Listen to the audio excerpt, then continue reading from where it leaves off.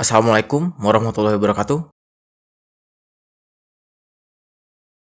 Supercharger adalah alat untuk melipat gandakan daya yang dihasilkan oleh mesin dengan menggunakan kompresor untuk meningkatkan tekanan dan massa udara yang masuk ke ruang bakar. Dengan banyaknya udara yang masuk, maka bahan bakar yang diproses juga dapat diperbanyak. Kompresor bekerja dengan cara menghisap udara lalu mendorongnya menjadi udara bertekanan. Sumber tenaga supercharger berasal dari kruk as yang terhubung melalui belt atau sabuk dan gear. Ada juga yang berasal dari sisa gas buang dengan menambahkan turbin pada saluran exhaust untuk menggerakkan kompresor. Sistem ini disebut turbo supercharger atau disingkat turbocharger. Supercharger sentrifugal dapat bekerja hingga RPM yang sangat tinggi. Putarannya bisa mencapai 100.000 RPM atau lebih. Untuk dapat mencapai putaran tersebut, supercharger sentrifugal mengalami peningkatan putaran oleh manipulasi diameter puli sebesar 2 kali lipat. Lalu diperbesar lagi sekitar 10 kali lipat melalui gear yang menghubungkan puli dengan poros kompresor. Sesuai namanya, supercharger sentrifugal bekerja dengan memanfaatkan gaya sentrifugal di mana massa tertentu akan memiliki gaya yang mendorong ke arah luar pusat lingkaran jika benda tersebut berputar. Semakin besar putarannya, semakin besar pula gaya sentrifugalnya. Udara dari saluran masuk atau inlet akan tertarik oleh sirip bagian atas impeller, lalu terdorong ke arah luar impeller.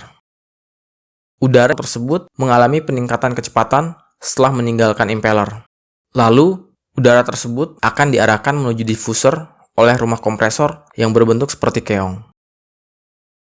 Di titik tersebut, udara mengalami perubahan energi kinetik. Luas permukaan aliran pada diffuser dirancang semakin membesar. Sifat fluida yang mengalir ke segala arah akan membuat udara tersebar pada permukaan yang lebih luas, mengakibatkan penurunan kecepatan dan peningkatan tekanan statis. Udara bertekanan tinggi dan berkecepatan rendah akan masuk ke ruang bakar dengan temperatur yang lebih tinggi. Supercharger sentrifugal ditempatkan agak berpisah dari mesin, di posisi yang masih dapat dijangkau oleh belt dari kruk as. Posisinya yang jauh dari sumber panas membuat udara yang masuk ke supercharger sentrifugal tidak mengalami peningkatan temperatur yang ekstrim seperti positive displacement supercharger yang ditempatkan berdekatan dengan saluran masuk ruang bakar. Atau seperti turbocharger di mana turbinnya digerakkan langsung oleh sisa gas buang bersuhu tinggi. Sehingga efisiensi thermal supercharger ini sangat baik jika dibandingkan dengan jenis forced induction yang lain. Kendaraan berkapasitas kecil yang menggunakan centrifugal supercharger tidak memerlukan intercooler untuk mengurangi temperatur udara di saluran intake, seperti pada sepeda motor Kawasaki H2. Atau jika menggunakan intercooler tidak memerlukan ukuran yang besar.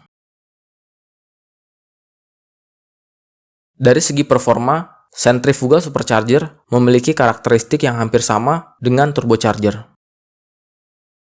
Keduanya sama-sama dynamic supercharger.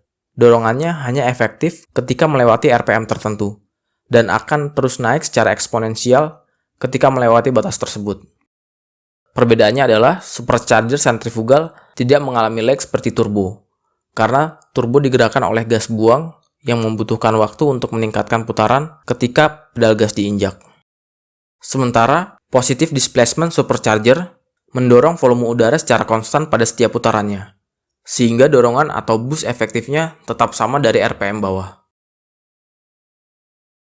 Kekurangan lain dari supercharger sentrifugal adalah putaran kerjanya yang tinggi, sehingga memerlukan bantalan penahan atau bearing yang mampu berputar di RPM tinggi tanpa banyak membebani mesin.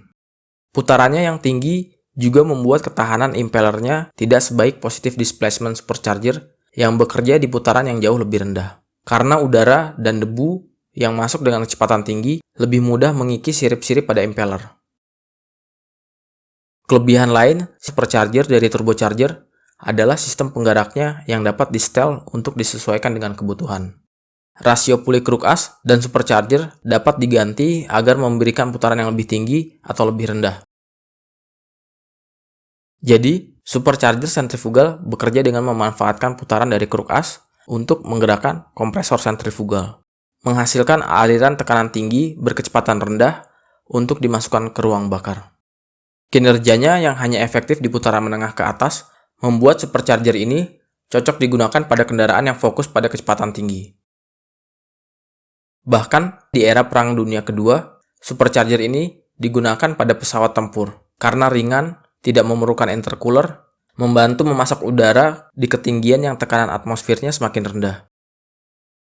Pesawat dapat terus naik hingga mencapai ketinggian di atas 10.000 meter. Sekian dulu videonya. Silahkan komen jika ada yang salah dari video ini. Semoga waktu Anda bermanfaat. Wassalamualaikum warahmatullahi wabarakatuh.